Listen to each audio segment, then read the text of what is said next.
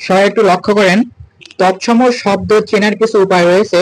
তার মধ্যে রয়েছে রি, মূর্ধন্য, মধ্যাংশ, ক্ষয় মধ্যাংশ বর্ণ কোন শব্দ থাকলে তা তৎসম শব্দ। তাহলে এখানে কি বলতেছে, রি, মূর্ধন্য, মধ্যাংশ, ক্ষয় মধ্যাংশ এই বর্ণগুলা যদি কোনো শব্দ থাকে তাহলে সেটা কি শব্দ? তৎসম শব্দ।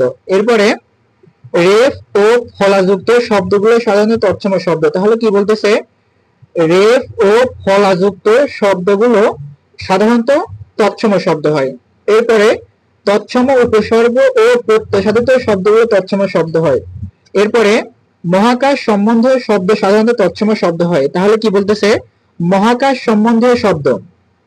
আচ্ছা, এরপর যেসব শব্দের বানান ইকার ও উকার বহাল থাকে সেগুলোকে তৎসম শব্দ বলে। কি বলতেছে, যেসব বানানে ইকার ও উকার বহাল থাকে সেগুলোকে তৎসম শব্দ বলে। আমরা এখানে অনেকগুলো উদাহরণ আছে, আমরা কয়েকটা উদাহরণ দেখতে পাই। পৃথিবী, এখানে দেখেন পৃথিবী কি শব্দ? পৃথিবী হচ্ছে একটা মহাকাশ সম্বন্ধীয় শব্দ এবং এই যে ইকার আছে, তাহলে এটা কি শব্দ? এটা অবশ্যই তৎসম শব্দ। এরপরে আকাশ, আকাশ কি শব্দ? মহাকাশ সম্বন্ধীয় শব্দ, তাহলে এটা কি শব্দ? এটা তৎসম শব্দ। এরপরে গ্রহ, গ্রহ কি শব্দ?